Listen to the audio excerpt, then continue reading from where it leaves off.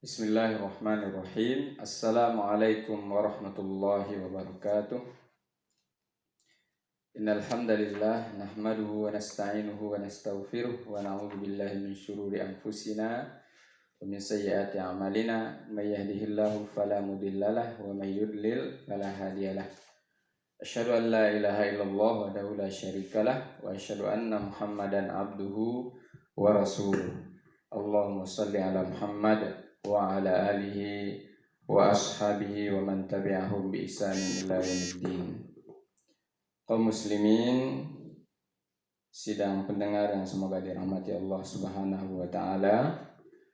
Wabil khusus kepada ananda semuanya, anak-anak kami, siswi Darul Iman yang semoga dirahmati Allah Subhanahu wa taala.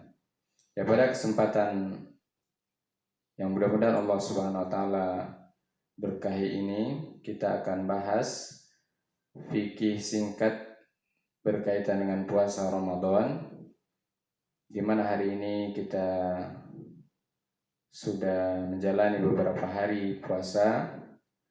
Namun tidak ada salahnya kita untuk mencoba mengetahui kembali, memperbaharui lagi ilmu kita berkaitan dengan hal-hal yang akan menyempurnakan ibadah puasa kita. Yang pertama akan kita bahas definisi puasa dan rukun-rukunnya. Puasa dalam bahasa Arab as-siyam, itu secara bahasa adalah berarti menahan diri dari sesuatu. Menurut syariat, puasa adalah menahan diri dari makan dan minum dan pembatal-pembatal lainnya disertai dengan niat, sejak dari terbit fajar shadiq sampai terbenamnya matahari. Itu definisi puasa secara syariat. Ya, ini menahan diri dari makan, minum, dan pembatal-pembatal lainnya disertai dengan niat sejak dari terbit fajar, bukan terbit matahari ya, tapi terbit fajar, yakni masuknya waktu subuh, sampai terbenamnya matahari. Nah, di sini juga sedikit kita pahami bahwasanya puasa itu bukan dari waktu imsak, ya, yang mana kita sekarang itu ada imsakiyah, ada waktu imsaknya. Nah, ini adalah sebuah sesuatu yang baru, yang tidak ada dari dahulu, ya. Sejak zaman Rasulullah, para sahabat, batas waktu mulai berpuasa itu adalah terbitnya fajar, yakni masuknya waktu subuh. Berarti kalau berbunyi sirine imsak, itu bukan berarti kita tidak boleh lagi makan. Silakan makan, minum. Kecuali kalau sudah azan subuh, baru kita tidak boleh makan, tidak boleh minum.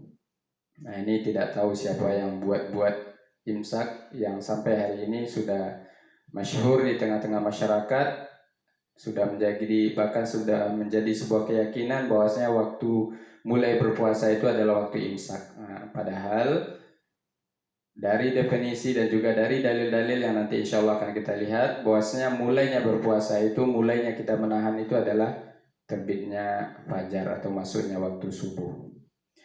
Baik, berikutnya rukun-rukun puasa. Dari definisi puasa secara istilah, yakni menahan diri dari hal-hal yang membatalkan puasa dari terbit fajar sampai terbenam matahari. Nah, dari sini dapat kita ketahui bahwa rukun puasa itu ada dua saja. Yang pertama adalah menahan diri dari perkara-perkara yang dapat membatalkan puasa sejak dari terbitnya fajar sampai terbenamnya matahari. Nah, inilah dia menahan. Dalil dari rukun ini adalah firman Allah, "Fal'ana bashiruhunna wabtaghu ma kataballahu lakum wa kulu washrabu hatta yatabayyana lakumul khaytul abyadu minal khaytil aswadi minal fajar thumma atimmus siyama ilal lail." Maka sekarang campurilah mereka dan carilah apa yang telah ditetapkan Allah bagi kalian, makan dan minumlah hingga jelas bagi kalian perbedaan antara benang putih dan benang hitam, yaitu fajar. Kemudian sempurnakanlah puasa sampai datang malam hari. Al-Baqarah ayat 187.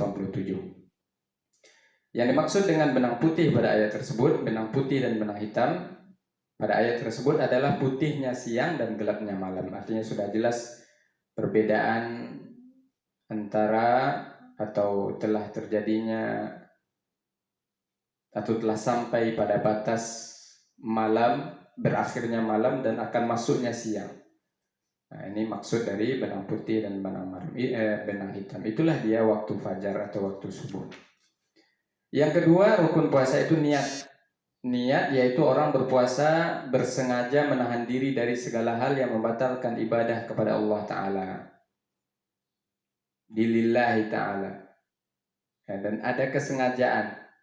Dia bukan dalam maksud, dalam rangka hal-hal yang lain. Ya. Dengan niat ini akan terpisahkan antara perbuatan yang tujuannya adalah ibadah dengan perbuatan yang bukan ibadah. Mungkin ada juga orang tidak makan, tapi karena program diet. Nah, maka ini tidak dianggap berpuasa yang bernilai ibadah. Ya, atau dia dalam rangka kesehatan dan lain sebagainya. Maka niat sangat penting. Kita beribadah, menahan diri dari tidak makan, tidak minum, dan hal-hal yang membatalkan puasa itu memang semata-mata karena Allah. Dan itu dengan kesadaran, tidak ada paksaan. Ya, dengan sadar, ya, bukan di luar kesadaran. Dengan niat juga akan terbedakan antara satu ibadah dengan ibadah lain. Di puasa itu banyak juga macamnya, ada yang wajib dan sunnah. Nah, sekarang ketika kita berpuasa Ramadan, maka hendak juga ditegaskan bahwasanya kita sedang melaksanakan puasa Ramadan, bukan puasa yang lain-lainnya.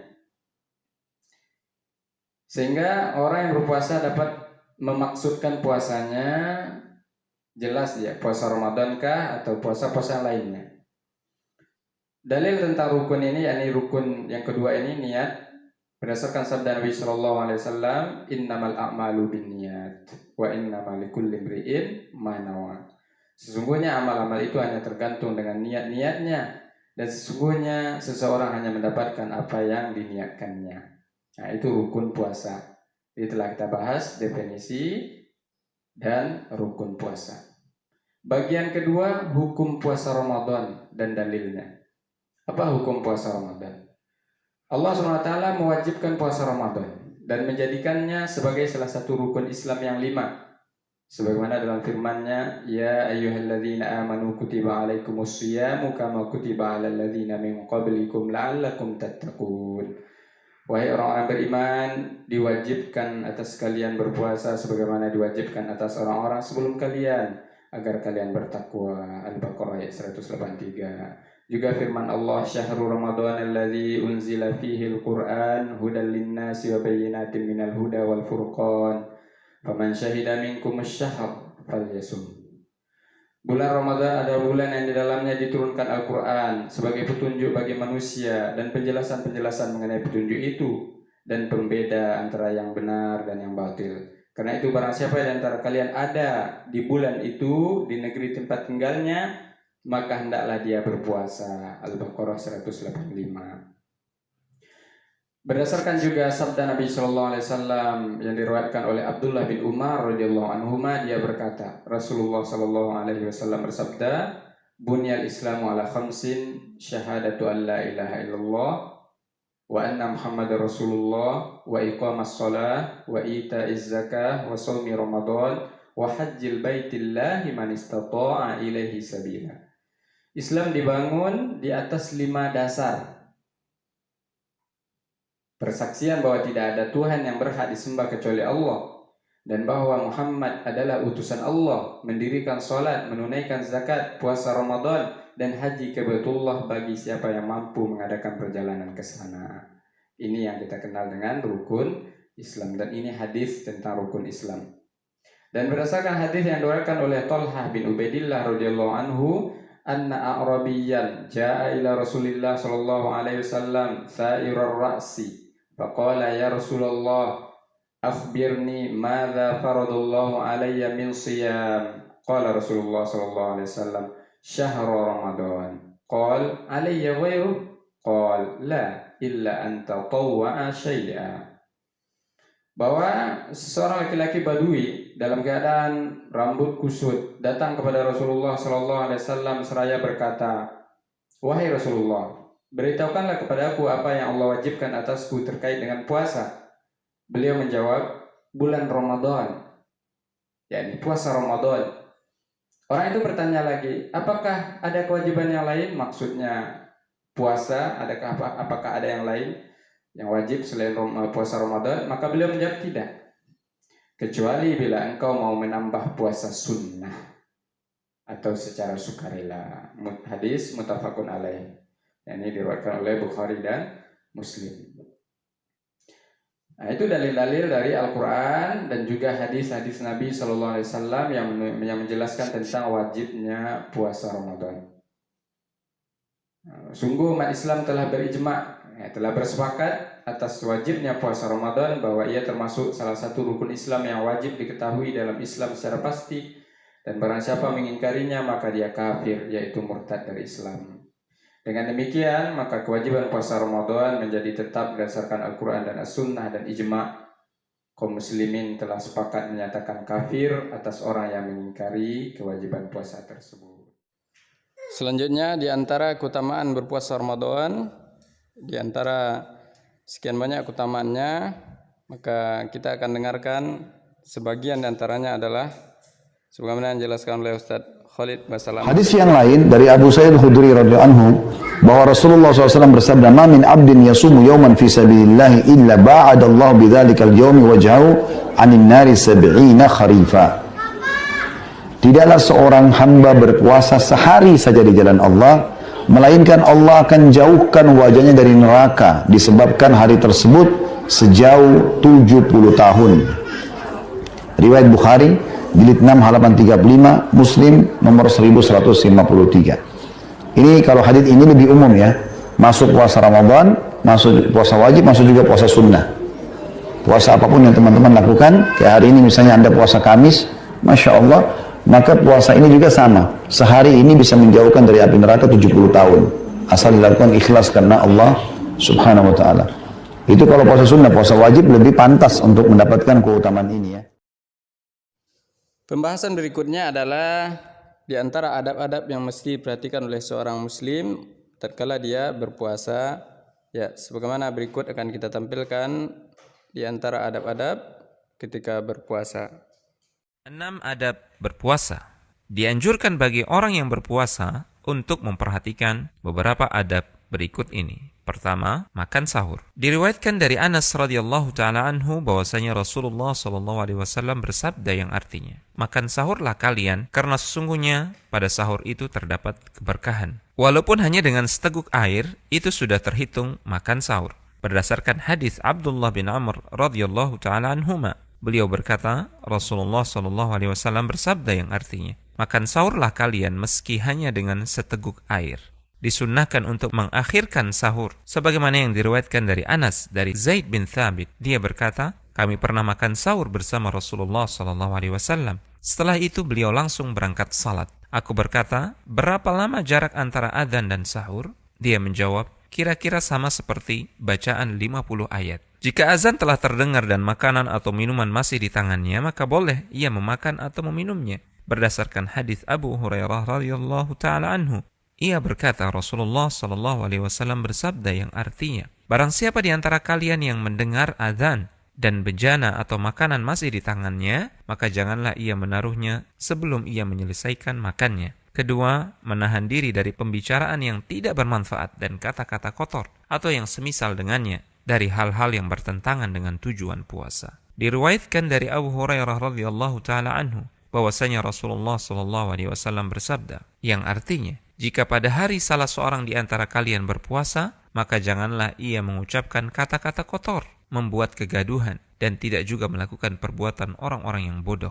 Dan jika ada orang yang mencacinya atau menyerangnya, maka hendaklah ia mengatakan, sesungguhnya aku sedang puasa. Rasulullah SAW pernah bersabda yang artinya, barang siapa yang tidak meninggalkan perkataan dusta, justru mengerjakannya, maka Allah tidak peduli dengan orang itu ketika dia meninggalkan makanan dan minumannya untuk berpuasa.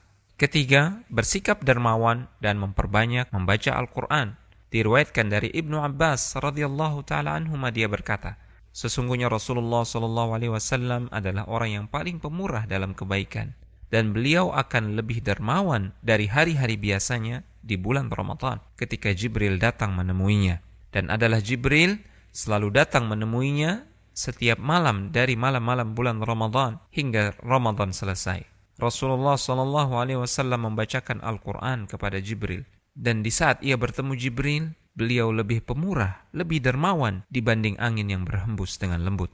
Keempat, menyegerakan berbuka. Diriwayatkan dari Sahal bin Sa'ad radhiyallahu taala anhu bahwa Rasulullah sallallahu alaihi wasallam bersabda yang artinya, umat manusia akan tetap baik selama mereka menyegerakan berbuka puasa. Kelima, berbuka puasa dengan apa yang mudah. Diriwayatkan dari Anas, beliau berkata, Nabi biasa berbuka dengan rutab atau kurma segar sebelum mengerjakan salat. Jika beliau tidak mendapatkan rutab, maka beliau berbuka dengan beberapa buah tamar, yaitu kurma masak.